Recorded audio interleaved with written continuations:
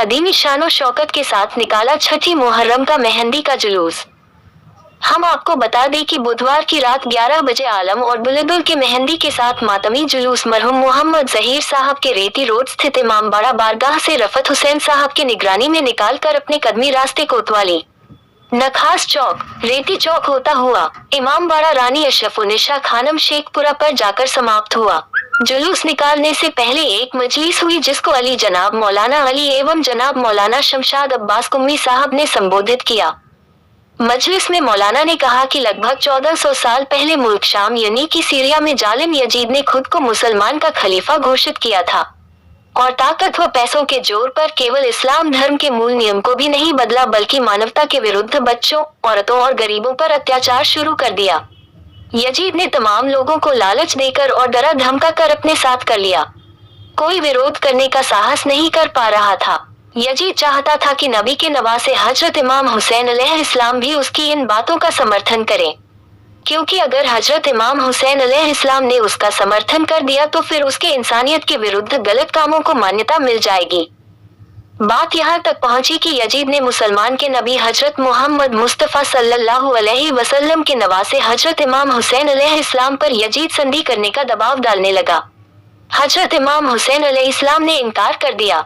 मदीने में ही उनके कत्ल की साजिश होने लगी।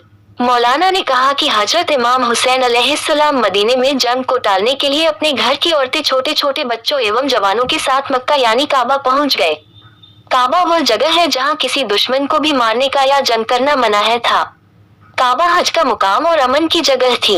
याजीद ने काबे में हजरत इमाम हुसैन अलैहिस्सलाम के कत्ल की साजिश किया, तो इमाम हुसैन अलैहिस्सलाम ने मजबूरन हज करने के बजाय उम्रा किया और वहां से रवाना हो गए।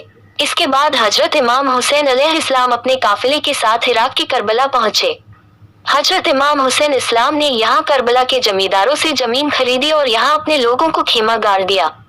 2 मुहर्रम को हजरत इमाम हुसैन अलैहिस्सलाम करबला पहुंचे थे और यजीद फौज ने 7 मुहर्रम से हजरत इमाम हुसैन अलैहिस्सलाम और उनके साथियों का पानी बंद कर दिया था। बच्चों की प्यास और तमाम तकलीफों के बाद भी हजरत इमाम हुसैन अलैहिस्सलाम ने यजीद से संधि नहीं किया। इस तरह 10 मुहर्रम को इमाम हुसैन अलैहिस्सलाम और उनके 71 साथियों को बेरहमी से कत्ल कर दिया गया। अपनी शहादत से पहले हजरत इमाम हुसैन अलैहिस्सलाम ने एक आवाज बुलंद की थी कि है कोई जो मेरी मदद करे। यह मदद की आवाज इंसानियत को बचाने के लिए बुलंद की गई थी, जो आज भी पूरी दुनिया में गूंज रही है। खासकर भारत में हिंदू मुसलमान मिलकर हजरत इमाम हुसैन अलैहिस्सलाम की याद को मानते हैं। इमाम हुसैन अलैहिस्सलाम सर के बलिदान पर निकाले जाने वाले इस तरह के जुलूस पूरे विश्व में विभिन्न मुस्लिम समुदायों द्वारा निकाला जाता है और इसे शांति, धैर्य और सच्चाई की विजय के प्रतीक के रूप में देखा जाता है।